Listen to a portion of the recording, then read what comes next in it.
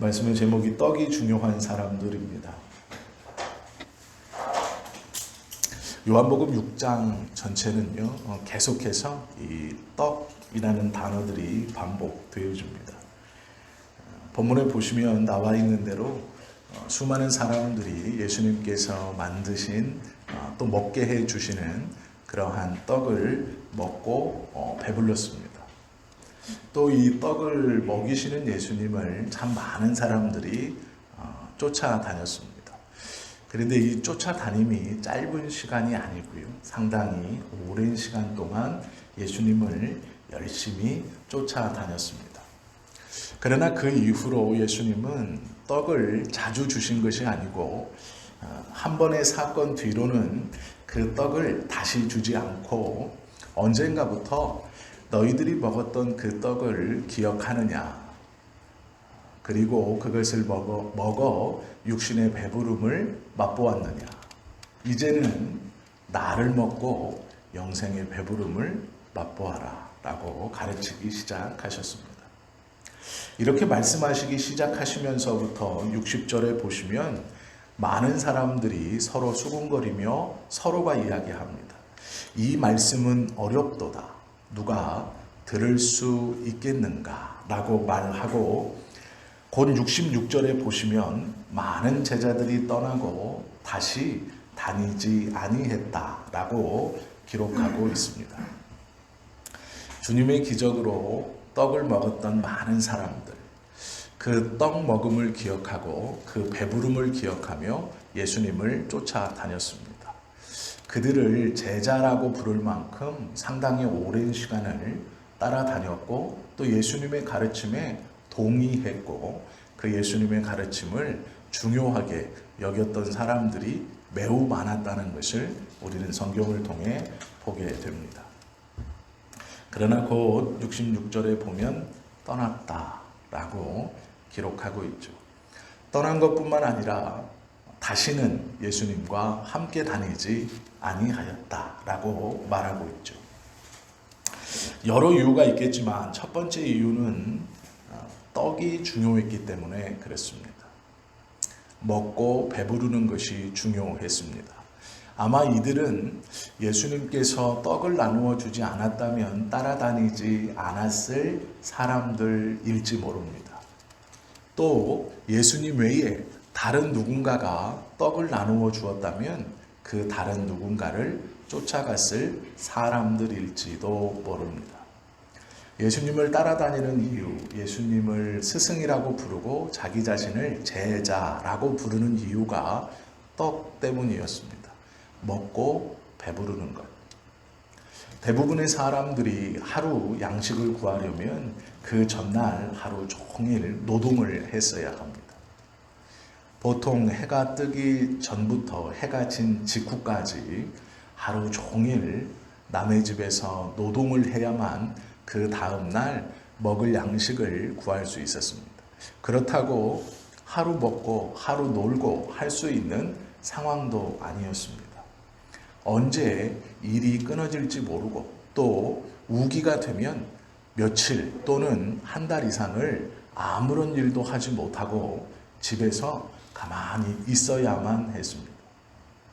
삶의 주기를 가만히 살펴보면 먹는 문제에 있어서는 내가 부지런하다고 매일 배부르게 먹을 수 있는 상황도 아니었습니다. 주변의 환경과 자연 여건에 따라서 일을 하고 싶어도 일을 할 수 없는 상황이 더 많았고 내가 부지런히 일을 하고 싶지만 일터는 한정되어 있었기 때문에 많은 사람들이 직접적으로 먹고 사는 문제에 있어서 큰 어려움을 겪고 있었습니다. 또 대부분의 땅은 농사 지을 수 없는 땅으로 내가 열심히 밭을 갈고 씨를 뿌린다고 하여도 그 땅에서의 소출도 기대할 수 없는 곳이었습니다. 물가 근처나 예전부터 오랫동안 비옥한 땅이라고 읽혀졌던 곳 외에는 열심히 노력하고 땀 흘린다고 하여도 수확을 거둘 수 없는 날이 대부분이었습니다. 그래서 돈이 없고 어려운 사람들은 큰 갈릴리 호숫가에 모여 살기 시작했고 그곳에서 잡을 수 있는 물고기로 연명했습니다. 그것을 팔거나 또 그 잡은 물고기로 자신들의 양식을 삼곤 했습니다. 그러나 대부분 이 물고기를 잡는다는 것도 쉬운 일은 아닙니다. 그물을 던지면 무조건 잡히는 풍성한 어획량이 있었던 것도 아니었습니다. 헬몬산에서 우기 때에 큰 바람이 불어 이 태풍과 같이 큰 파도가 칠 때 그 갈릴리 호수를 한번 뒤집어 놓고 나면 그 큰 바람이 한번 일고 약 2달에서 3달 뒤면 물고기들이 조금 많아져서 그 물고기들을 한번 잡아내고 또 헬몬산에서 불어오는 큰 바람이 갈릴리 호수를 한번 다시 뒤집어 놓을 때까지 이 바닥에 있는 물고기들이 또 그 바람이 한번 다시 뒤집어 위로 한번 놓을 때까지 그들은 기다리고 있어야만 했습니다. 물고기를 잡는다는 것도 녹록하거나 수월한 일도 아니었습니다. 그리고 이미 이 갈릴리 호수는 자신들의 소유를 주장하는 어부들의 조합이 꽉 잡고 있어서 내가 잡고 싶다고 해서 아무 때나 가서 잡을 수 있는 것도 아니었습니다. 그만큼 먹고 사는 것이, 배부른다는 것이 일상생활에서 일어나는, 내가 노력한다고 얻을 수 있는 그런 일이 아니었습니다. 그때 예수님께서 주신 떡, 값없이 먹었던 그 떡은 그들에게 큰 만족을 주었고 그 만족감으로 그들은 흥분하여서 예수님을 임금으로 삼아야 한다 소리 지를 정도였습니다. 먹고 사는 문제, 먹는 문제를 해결해 주는 예수님을 자신들의 임금으로 삼아서 이 먹는 어려움의 문제를 해결받아야 하겠다라고 쫓아다녔던 사람들이 자신들을 스스로 제자라고 말하고 예수님을 스승이라고 불렀고 성경은 그들을 가리켜 제자라고 기록해 놓고 있습니다. 이들이 떠났습니다. 떠난 이유는 떡을 더 이상 주지 않았기 때문입니다. 떡을 더 이상 주지 않은 것도 있지만 예수님의 말을 가만히 들어보니 이제 더 이상 떡을 주지 않을 것을 알았기 때문에 그렇습니다. 우리가 다 배가 고프면 떡을 주시면 좋은데 갑자기 뜬금없이 나를 먹어라 라고 말씀하시기 때문이죠. 나를 먹고 영생을 취하라. 우리가 원하는 것은, 많은 제자들이 원했던 것은 육신의 떡인데, 지금 내 배고픔을 해결해 줄 수 있는 육신의 떡인데 예수님께서는 나를 먹어라 그리고 영생을 얻어라 이렇게 말씀하시는 것이죠. 60절의 말씀처럼 이 말은 어려운 말이었습니다. 예수님을 어떻게 먹을 수 있는가? 사람을 뜯어먹을 수 있는가? 그들은 도저히 이해할 수 없는 말이었습니다. 왜 그러냐면 그들의 사고에 있어서 떡은 육신을 배부르게 하는 것이지 절대로 영혼과는 관계될 수 없는 것이기 때문에 그렇습니다. 우리가 예수님께서 떡을 주신 이유를 한번 잘 생각해 보아야 합니다. 떡을 주신 것은 육신의 배부름을 채우라는 것도 있지만 떡을 먹고 육신의 배부른 것 같이 너희가 꼭 육신의 눈에 보이는 세계가 아니라 영적인 보이지 않는 세계의 배부름도 구해야 하고 그것의 배고픔도 느껴야 한다라는 의미에서 육신의 배고픔을 떡이라는 것으로 해결시켜 주신 것입니다. 그리고 비유하기를 내가 떡이니 나를 먹고 눈에 보이지 않는 영적인 하나님의 나라의 배고픔을 느끼고 그것을 채워라 라고 말씀하고 있다라는 것이죠. 성경에 기록되어져 있는 대부분의 기록들을 보면 나사로를 살리신 이유도 또한 마찬가지입니다. 나사로를 살리신 것은 그 가정에 큰 은혜를 주시기 위해서도 이고 그 큰 은혜를 받았지만 나사로를 살려주신 가장 중요한 이유는 다시 살아나 하나님께 영광을 돌리는 그 모습을 백성들에게 보여주시기 위함입니다. 죽은 자가 살아나서 하나님과 하나님의 아들인 예수 그리스도에게 영광을 돌리는 것을 많은 이들로 알게 하는 것. 죽었다 살아나는 것도 중요하지만 그 죽었다 살아나는 자가 누구에게 영광을 돌리느냐라는 것을 알게 해주시기 위해서 나사로를 살려주셨습니다.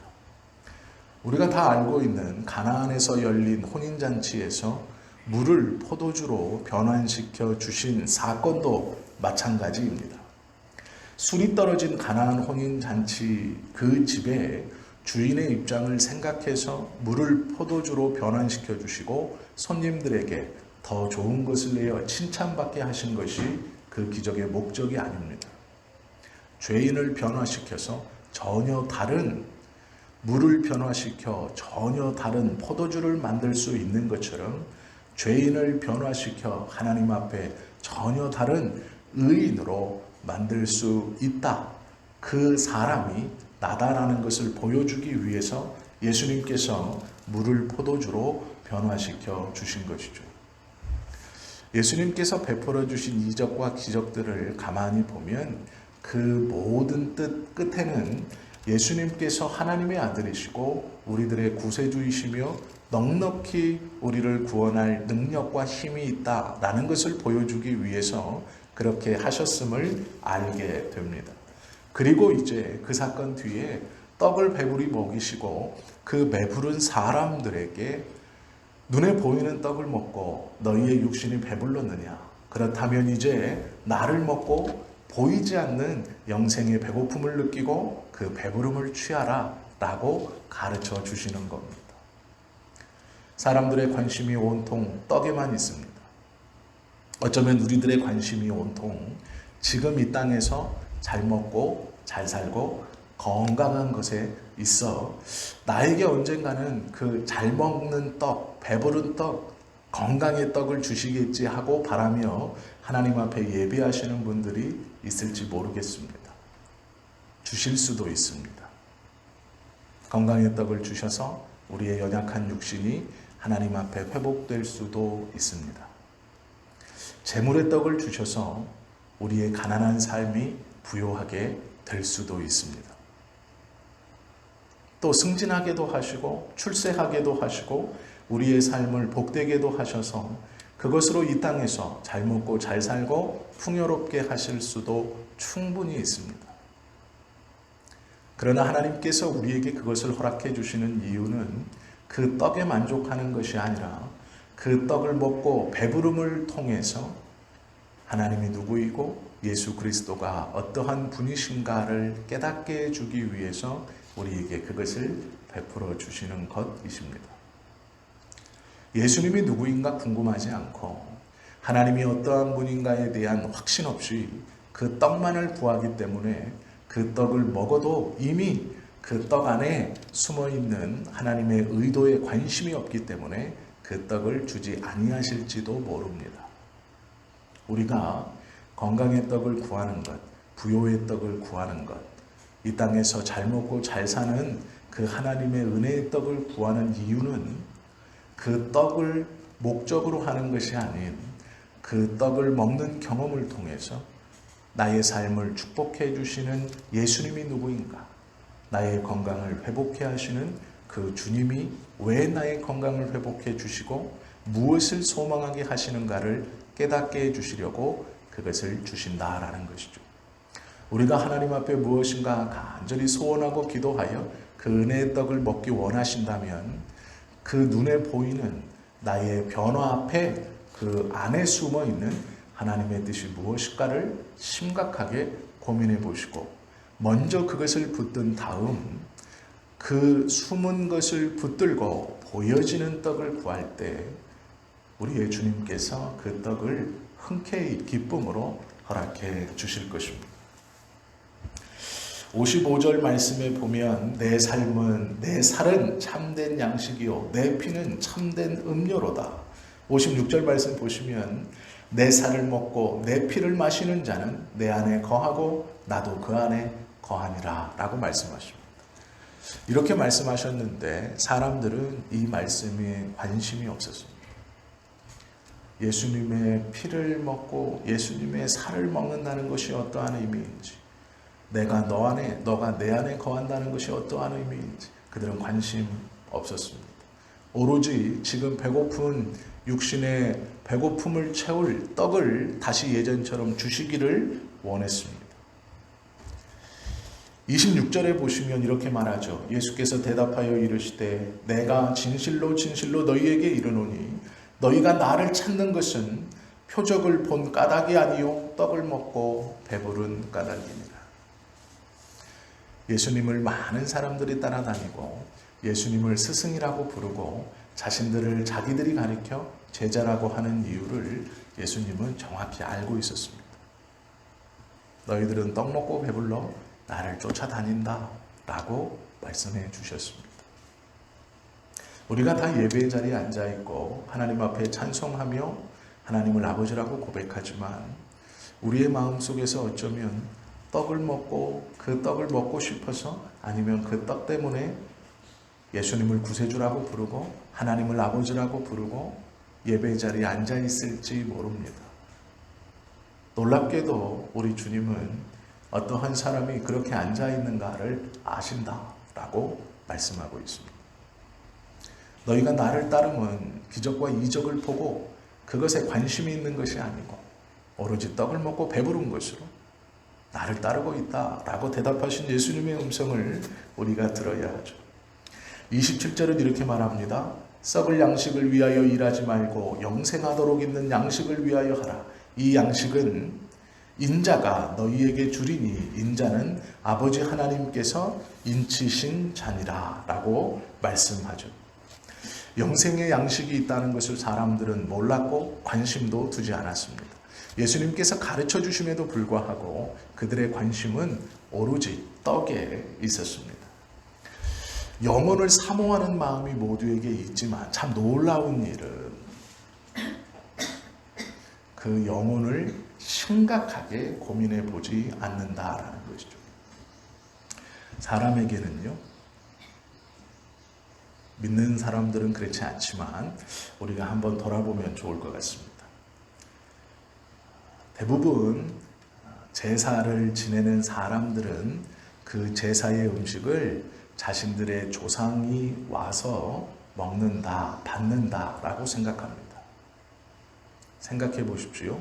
그 조상에게 자신들의 복을 빌고 자신들의 자녀들의 앞날에 이 조상이 자신들의 부모나 돌아가신 부모의 영혼이 도와주시기를 원해서 제사를 지냅니다. 그런데 한 사람도 내가 얼른 빨리 죽어 그 귀신이 되어서 내 새끼들을 도와줘야지 하는 사람은 없습니다.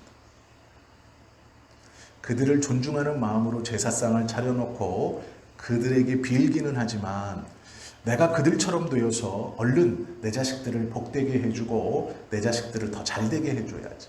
내가 지금 이 육신을 가진 사람으로서 내 자식들을 복되게 할 수 있는 데는 한계가 있고 잘해주지 못하니까 내가 얼른 우리 조상들처럼 되어서 이 제사밥을 잘 먹고 내 새끼들을 더 잘되게 더 복되게 해줘야지라고 마음먹는 사람은 아무도 없습니다. 존중한다고 말하면서 그렇게 되는 것을 원치 않습니다. 네 부모가 너한테 붙어있대. 그러면 어떤 느낌이십니까? 그렇게 제사를 차려놓고 그 조상들을 존중하면서 그 조상들에게 나와 내 자녀들을 잘되게 해달라고 비는 그 조상이 어느 날 너의 어깨에 얹혀있대 라고 하면 기쁘십니까? 어떤 느낌이실 것 같으세요?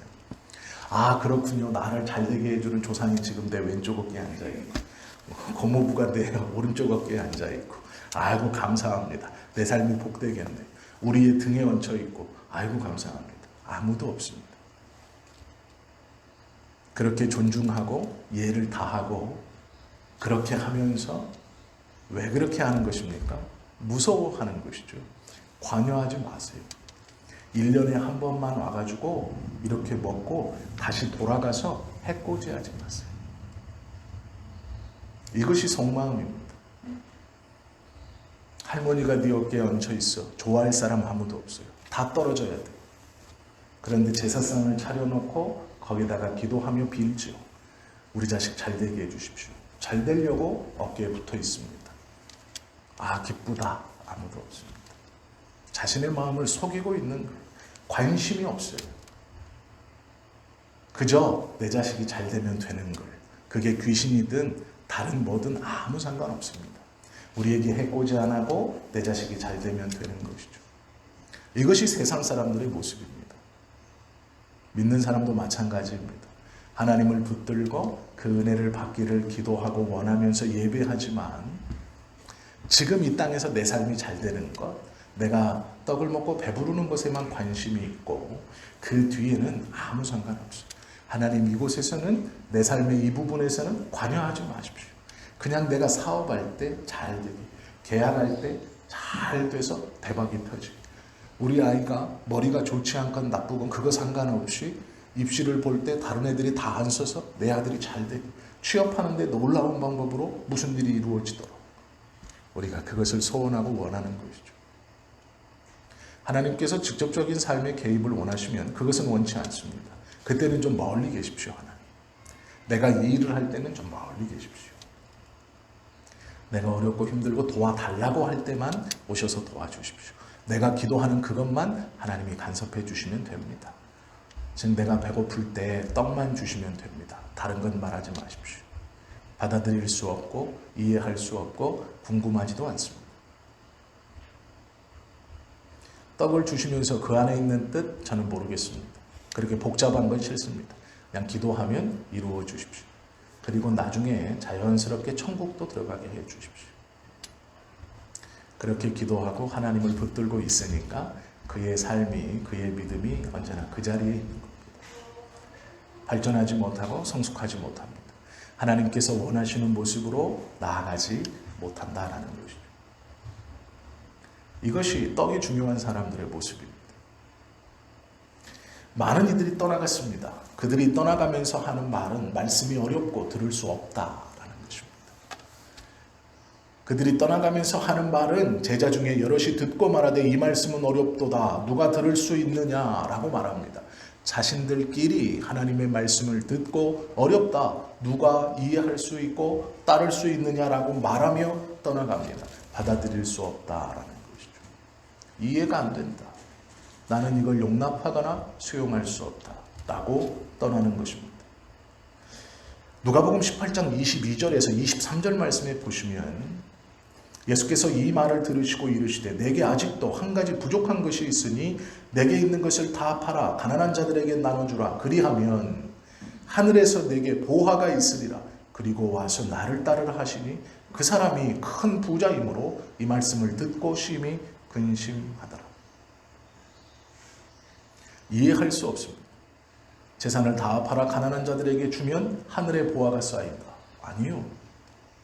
하늘의 보화는 나을 바 아니고 이 땅에서 내가 가지고 있는 돈을 잘 가꾸고 더 큰 부자가 되는 것이 좋은 것이죠. 내가 원하는 것은 내 재산도 잘 지키고 천국도 약속받는 것입니다.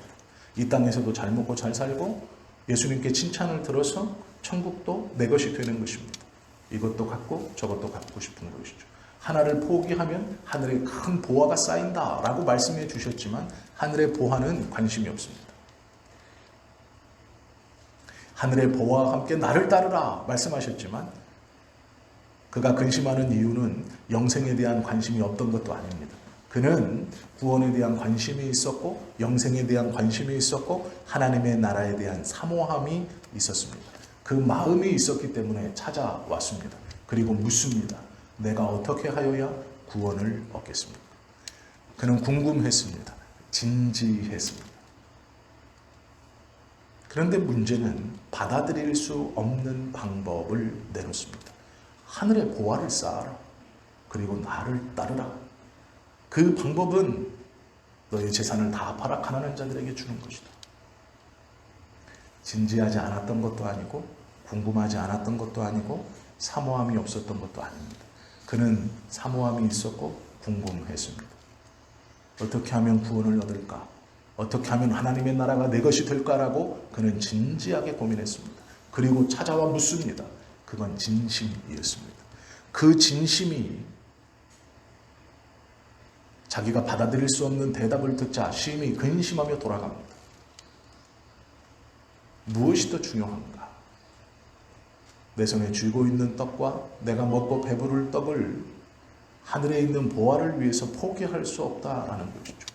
그것은 내가 모르겠고 내가 받아들일 수 없는 말이고 그것은 내가 이해할 수 없는 말이고 나뿐 아니라 누가 받을 수 있을까?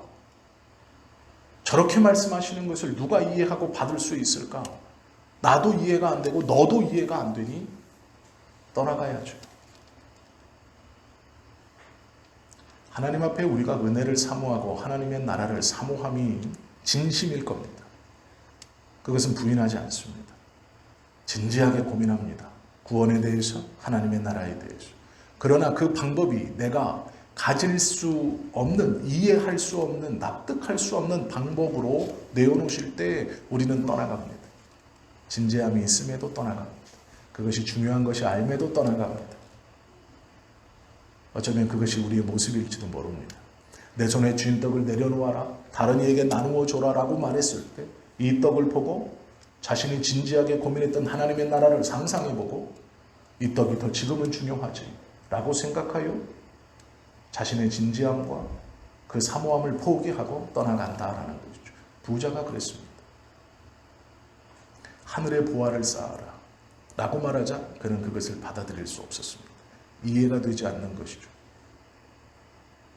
우리가 하나님의 말씀과 하나님께서 우리를 인도함에 상식적으로 판단하는 것은 매우 중요합니다. 그것을 무시하면 안 됩니다. 그러나 명확한 하나님의 인도가 있음에도 불구하고 나의 것을 내려놓지 못하고 내가 납득이 되지 않아 떠나가는 많은 사람이 있다라는 것이죠. 그것들을 받아들이기 어렵다라는 것입니다. 이 말씀을 하시고 61절과 62절에 보면 예수께서 스스로 제자들이 이 말씀에 대하여 수근거리는 줄 아시고 이르시되 이 말이 너희에게 걸림이 되느냐? 그러면 너희는 인자가 이전에 있던 곳으로 올라가는 것을 본다면 어떻게 하겠느냐라고 묻습니다. 이 말이 어려우냐? 너희에게 걸림이 되느냐? 그렇다면 내가 하늘로 올라가는 것을 본다면 어떨 것 같으냐? 그때는 믿겠느냐? 라고 말씀해 주시는 것이죠. 더 큰 것을 본다면 너희가 믿겠느냐? 이 말은요, 내가 올라갈 것이니 그것을 보고 믿어라 이 말이 아닙니다. 하나님 잘 모르겠는데요.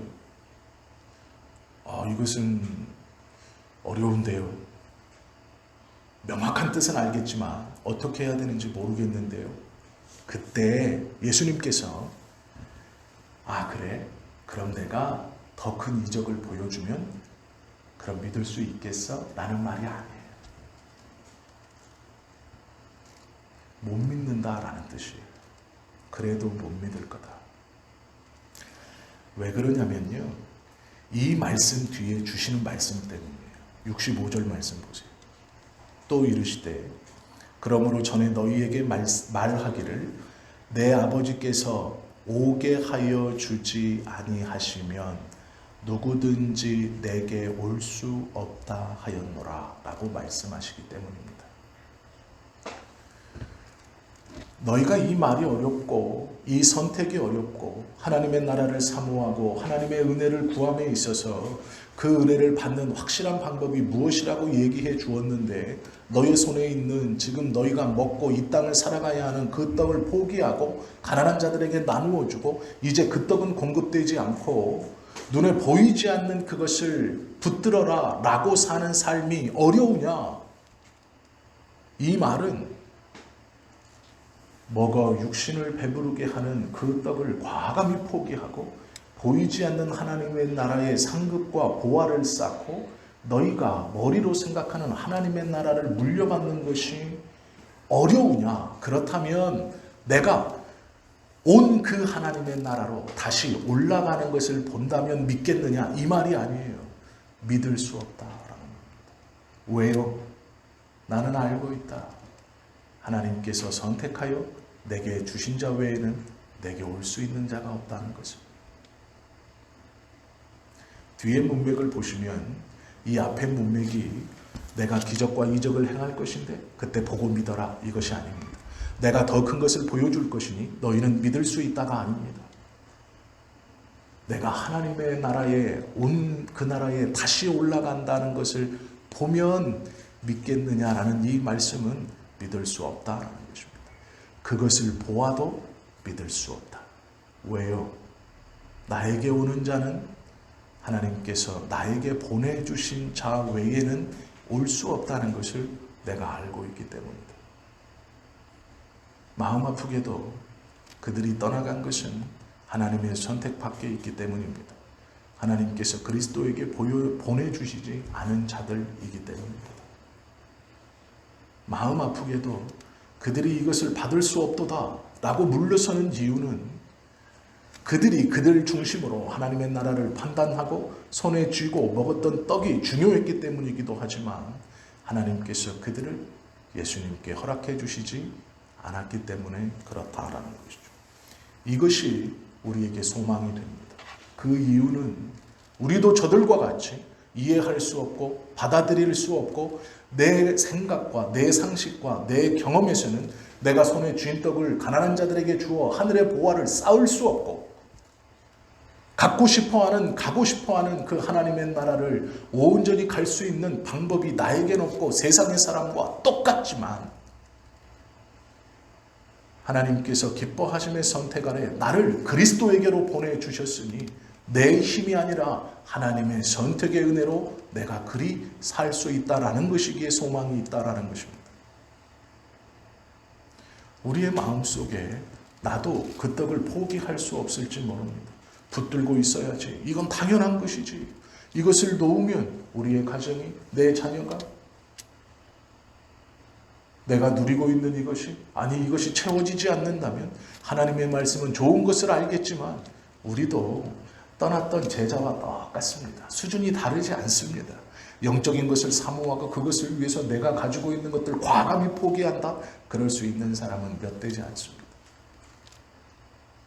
그러나 오히려 예수님께서 12명의 제자들을 보시고 하나님께서 선택하여 나에게 주신 자 외에는 내게 올 자가 없다. 나는 그것을 알고 있다. 라고 하신 이 말씀이 우리에게 반대로 소망이 되면 우리도 똑같은 사람이지만 하나님께서 선택하셔서 우리를 예수님에게로 보내주셨기 때문에 지금 우리가 하나님의 은혜를 사모하는 마음이 있고 그 나라를 사모하는 마음이 우리 안에 없어지지 아니하고 그것이 옳은가? 아니, 내가 이길 수 있는가? 자신은 없지만 하나님의 선택으로 예수님께 보내주셨기에 지금도 붙어있다라는 것이죠. 이것이 우리가 받은 은혜입니다.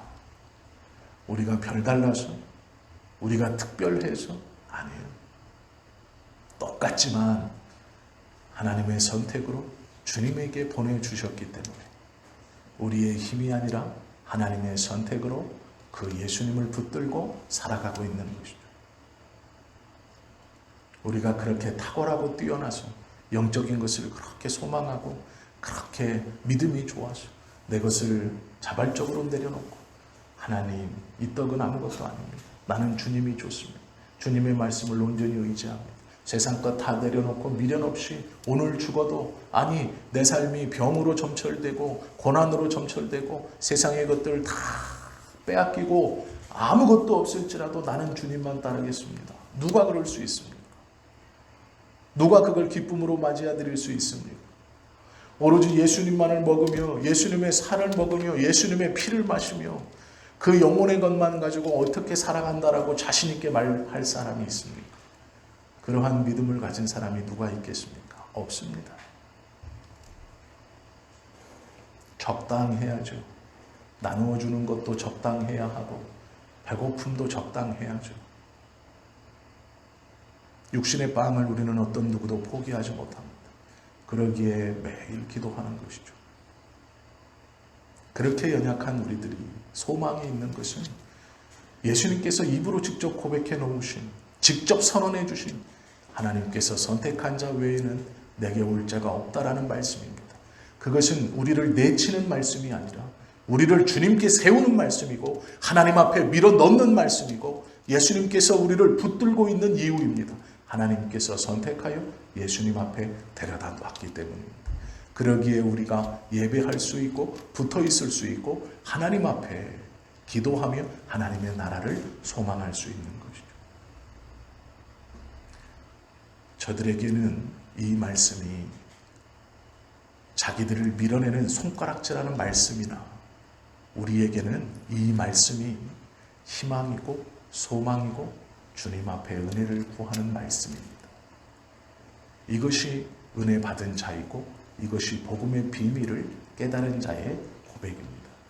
이것이 우리의 믿음과 구원의 출발입니다. 아버지께서 선택하여 내게 주시지 않은 자 외에는 내게로 올 수 없다. 이것이 우리에게 얼마나 큰 위로이고 얼마나 큰 소망의 말씀인지를 우리는 알 수 있습니다.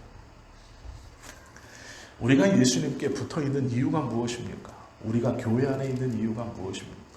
어떠한 떡을 주시기 때문에, 어떠한 떡을 매번 잘 공급해 주시기 때문에 그 떡을 먹고 배불러서? 그럴 수도 있지만 아닐 때가 더 많을 것입니다. 우리가 예수님을 구세주로 붙들고 있는 이유는 무엇입니까? 저들과 내가 달라서, 나는 조금 더 도도한 사람이고, 나는 더 믿음이 좋고, 나는 저울에 달았을 때 저들보단 더 나은 사람이라서? 아닙니다. 우리도 떡이 중요한 사람들입니다. 우리도 먹고 배부름이 중요합니다. 우리도 부자 청년처럼은 아니지만, 그만한 재물도 없지만 똑같은 고민을 안고 살아갑니다. 맞는 것은 알겠지만 내가 그럴 수 있을까? 맞는 것은 알겠지만 차마 이것을 놓지 못하고 쥐면서 떠나지도 못하고 이러지도 못하고 저러지도 못하는 사람들입니다. 똑같습니다. 그러나 감사한 것은 하나님이 우리를 기쁨 가운데 선택하셔서 그리스도에게 보내셨다라는 것이죠. 이 말씀이 우리에게 소망이 되는 겁니다. 그러기에 이 말씀으로 우리가 구원을 받고 하나님의 은혜를 구하는 것이죠. 그러기에 이 말씀이 우리에게 소망이 되는 것입니다. 떠나간 저들에게 이 말씀은 원망이고 저주입니다. 우리가 떠나감이 하나님이 우리를 선택하지 않아서 예수님에게서 멀어지게 했다고? 어떻게 그럴 수 있지? 그러면 내가 떠나감이 내 뜻이 아니라 하나님의 뜻이네? 나는 아무 잘못이 없네? 그것은 저들의 말입니다. 똑같은 하나님의 말씀이 우리에게 소망이 되면 우리가 구원을 받았기 때문입니다. 똑같은 하나님의 말씀이 우리에게 희망이 되고 주님 앞에 설 수 있는 그 은혜가 되면 우리가 하나님의 기뻐하시는 선택을 받아 지금 예배 자리에 나와 있다라는 것이 증거입니다. 하나님 앞에 예배하고 주님을 구세주로 붙들고 기도하고 찬송하는 것이 그 증거입니다. 아버지께서 선택하여 예수님에게 보내주신 자들이라는 말씀입니다. 떡이 중요하지 않다고 말씀드리는 것은 아닙니다. 그들과 우리가 다르지도 않습니다. 한 가지 다른 것은 하나님께서 우리를 기쁨으로 선택하셔서 예수님 앞에 붙여놓으셨다라는 것이죠. 그것을 깨닫는 자가 믿는 자입니다. 그것을 깨닫고 감사하는 자가 성숙된 신앙입니다. 그것을 깨닫고 그 은혜 가운데 살아가는 자가 성숙한 그리스도인입니다. 이 믿음의 은혜가, 이 구원의 은혜가 우리의 삶에서 넘쳐 시간이 지날수록 손에 잡은 떡과 먹고 배부르는 이 세상의 어떠한 것이 아니라 날마다 조금씩